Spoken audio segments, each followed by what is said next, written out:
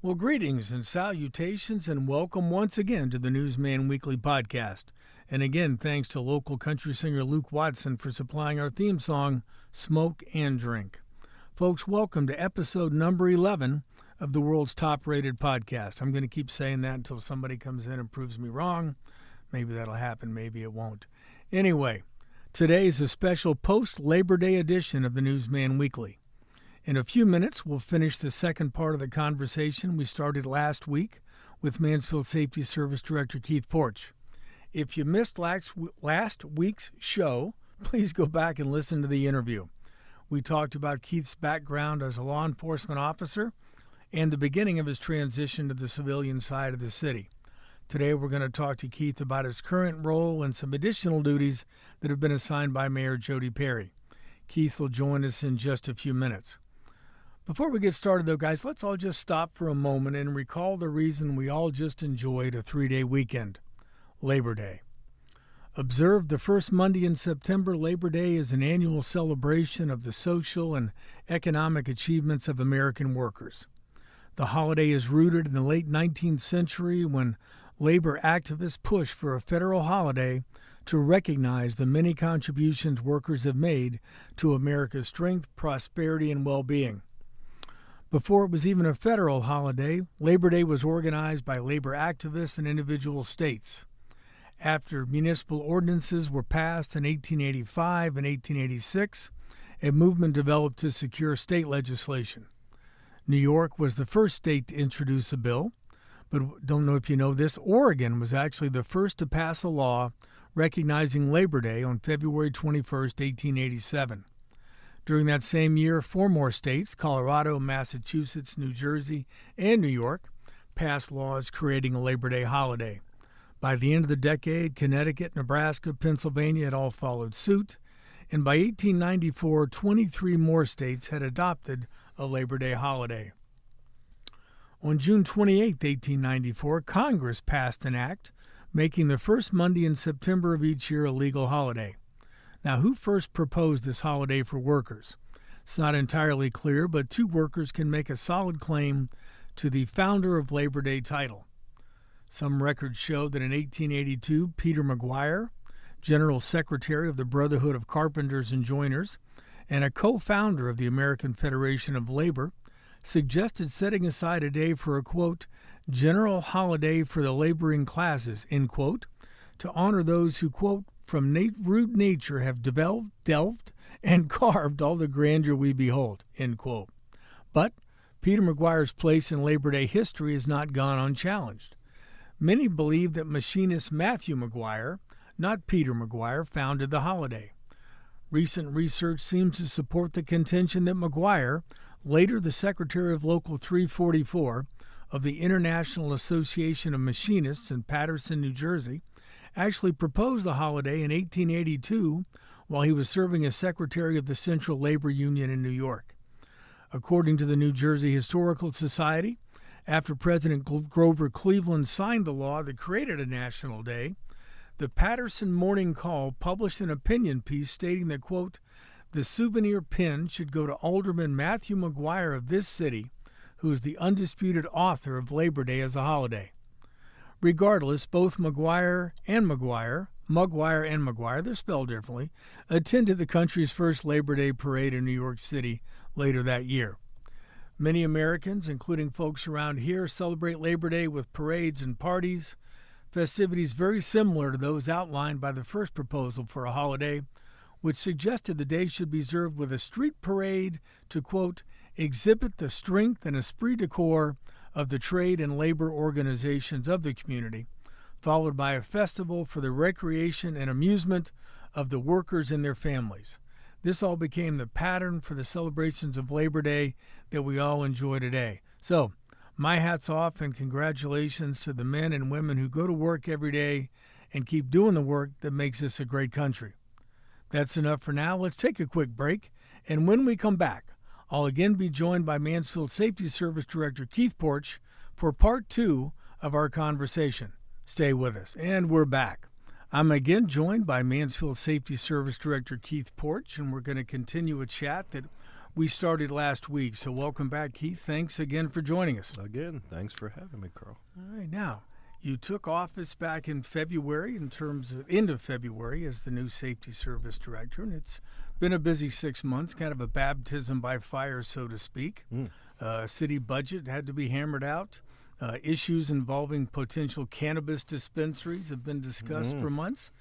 There was some controversy over the installation of weekend speed bumps on the Miracle Mile along Park Avenue West to reduce cruising. So tell me about the top lessons you've learned in your first 6 months as the civilian safety service director in the city of Mansfield. Well, top lessons. So my number one top lesson that I've learned so far in 6 months is to make sure that that I reach out to all members of staff to make sure that I'm well informed before I can make those decisions that ultimately are put out to our citizens. And we have a lot of great folks that work within the city building, within city government, and clearly I've stepped into a new realm, and as you've mentioned, and it's starting to delve into those operations and to really learn from them, the people in those segments of the police department that I haven't work with on a daily basis, and so it's now for my ears to be open and start paying attention and listening. It's interesting. I think I covered my first city council meeting back in 90 or 91. I always enjoy, and folks may not be familiar, when the Mansfield City Council meets, the council sits down on the lower row. A couple of at-large councils sit up on the second row, but the rest of that back row is taken up by the finance director, the mayor, the safety service director, the public works director, the law director, and I always enjoy the first couple of meetings when the new folks sit in those chairs for the first time. First, they're called upon to offer some kind of a report by council president when the time is right. But then you also, you were very good at coming up and speaking to council about police department related issues. How does that change when you're now sitting in the back row? You're a bigger part of the administration, and we have local lawmakers who are asking questions and saying things that it's just a different feel. What's that been like for you? It is absolute. It's the other side of the coin. It is an absolutely different feel, and I view those moments of me sitting in council and discussing what our employees are doing to the council members is extremely important. And I have always viewed, I want to share the good, bad, and ugly. Everything cannot be perfect, and I would never sell that as such. And I believe just because in my past from my former position, listening to council folks is, we weren't told, or they felt uninformed on a particular topic, and I never want any council person blindsided and fully updated on everything that's going on within the city. And but it is different speaking about different other departments of. Normally I'm down there on the floor level speaking to council on particular items of the police department, and I do want to give them the good and bad and ugly to make sure that all council members are informed. I guess I take that as my number one goal. Now, one of the things that has been some source of controversy this year, and this actually began, I think the effort toward this actually began last fall when you were still the police chief, and that's how do we fix the cruising issues on the Miracle Mile on Park Avenue with folks racing on the streets, especially on motorcycles, maybe just engaging in some improper behavior. So you guys ultimately got City Council to pass anti-cruising legislation, which limits the amount of time somebody can drive back and forth on the Miracle Mile.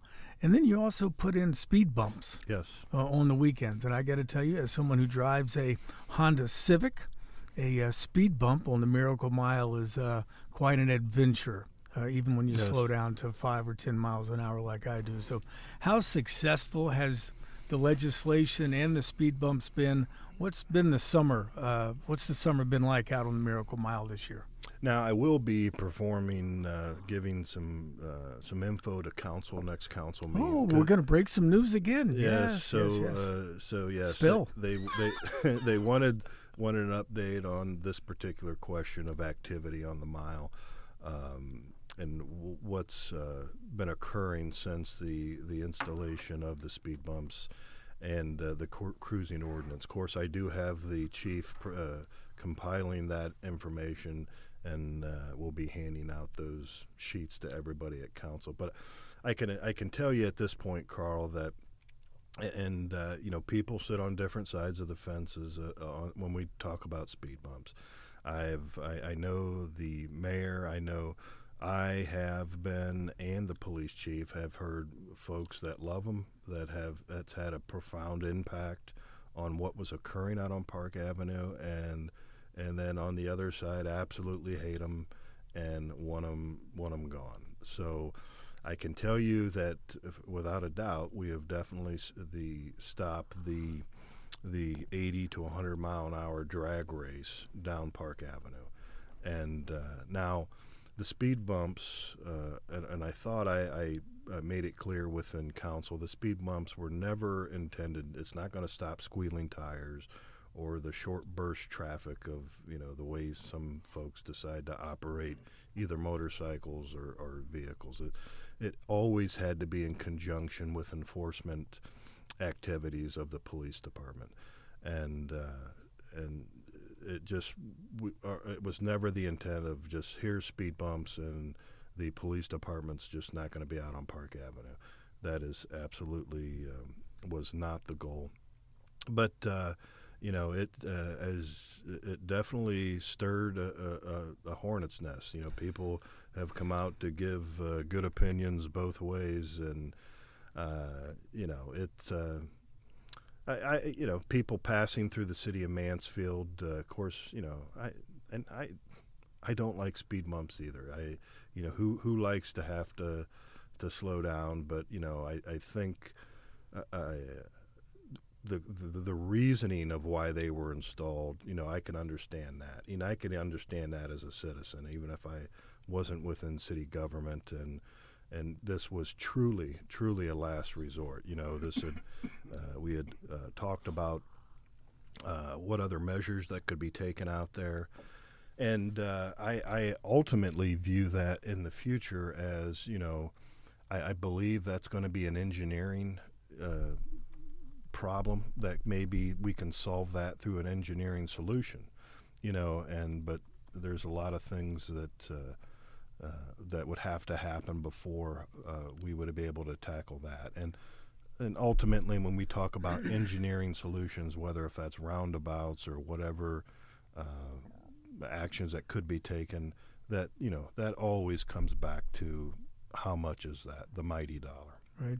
Nothing with those type of things are cheap, and the last thing I want is to have any more fatalities on that stretch of road. So that's been the main goal of that.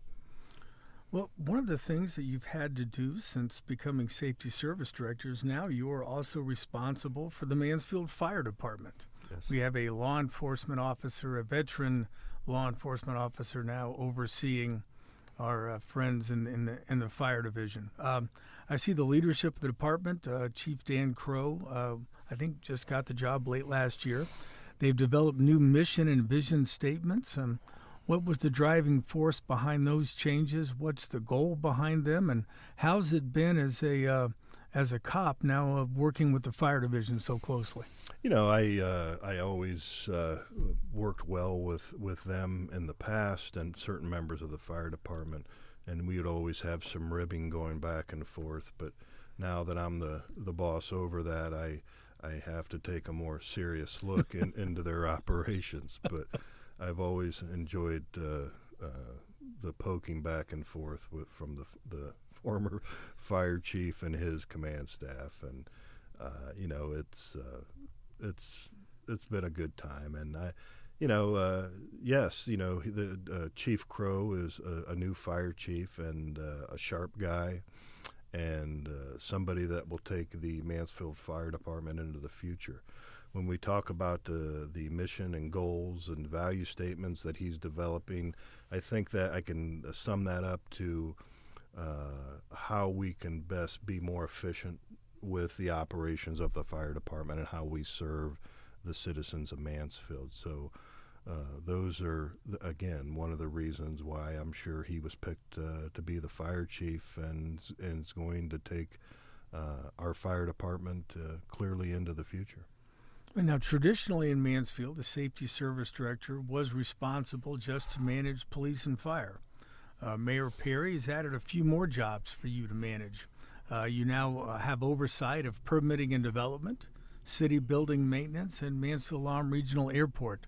What led to those changes? How have you adapted to those duties? And what have you learned about the departments, the new departments that you're now responsible for? And at what point did Jody come to you and say, "Hey, I got a couple of things I need you to take care of here"?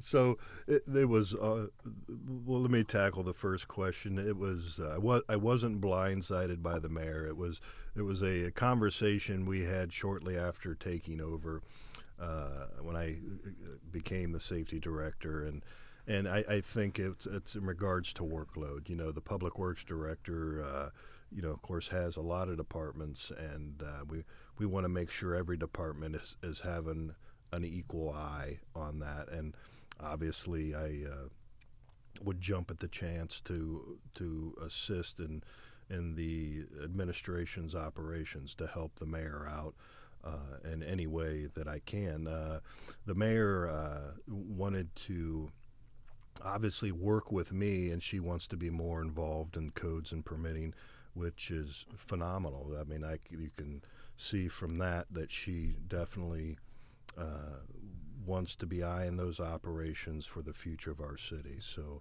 which typically, a mayor could say, "Okay, director, handle that," but she definitely wants to essentially, her and I tag team that department and help out those operations. The codes and permits and community development, again, we're coming back to dollars and cents, and as far as personnel, what needs to be done to make sure that we are taking proactive steps in those departments instead of being reactive. And I have always believed codes and permits is the future of our city, and it sets a staple of what we expect within our jurisdiction. And I'd like to look at our zoning, our codes, and to make sure we're up to date, because I'm sure some of those haven't been updated since the 40s and 50s, and to take a more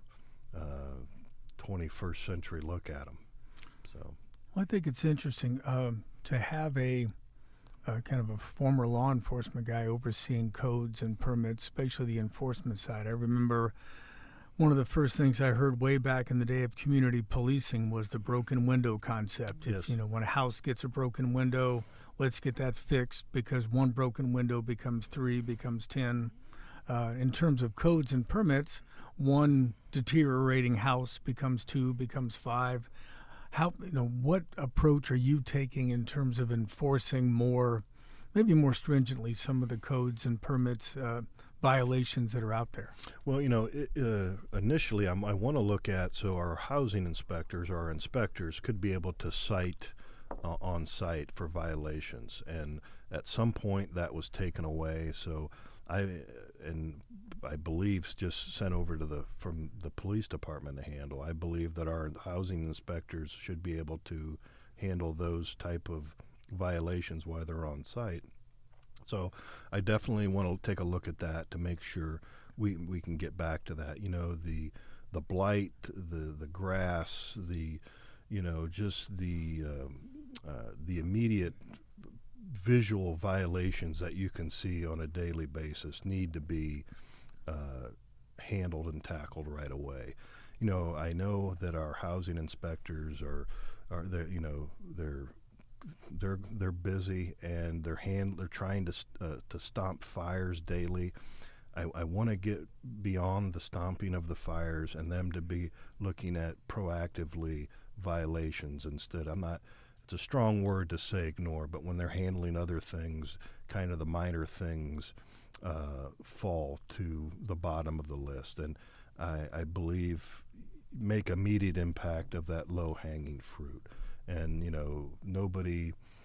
when codes are not being followed or ignored in regards to grass and blight and certain maybe junk on property, those are, in my mind, as I sit today, easy things that we can fix. And it just has a better feel and view within the city when those things aren't ignored.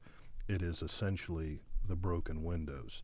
So if you take care of one, two won't pop up. And when you're ignoring the one, and where it's not a big deal, all of a sudden we have 10, and then that problem becomes so massive. All right, looking ahead for the remaining 4 months of 2024 and into 2025, what are kind of your goals in your role as Safety Service Director for the next several months anyway, as we move into yet another new year here soon? Well, my main goal, clearly the big budget I'm responsible to almost $32 million between police and fire. Can you write me a check? Well, or make it out to Newsman Weekly Podcast and we'll buy pizza. So I want to make sure, the big pole there is the budgets for the safety forces, and I want to make sure that obviously they have the equipment they need to do their job and the personnel, and but there's one pot of money, so you have to make the best decisions you can, and I definitely want to do that in conjunction of working with the police chief and the fire chief, and so I want to make sure that we present an appropriate budget with our safety forces, and ultimately I will hold the police chief and fire chief to the four corners of their budget to make sure we're doing what we need to do to better enhance service for our citizens for 2025. All right, well, folks, we're going to have to leave it at that for today. Keith, thanks once again for joining us for a second week on the Newsman Weekly Podcast. And I will be back in a second to put a bow on this week's podcast. And folks, until then, please remember what Mark Twain said. If you tell the truth, you don't have to remember anything.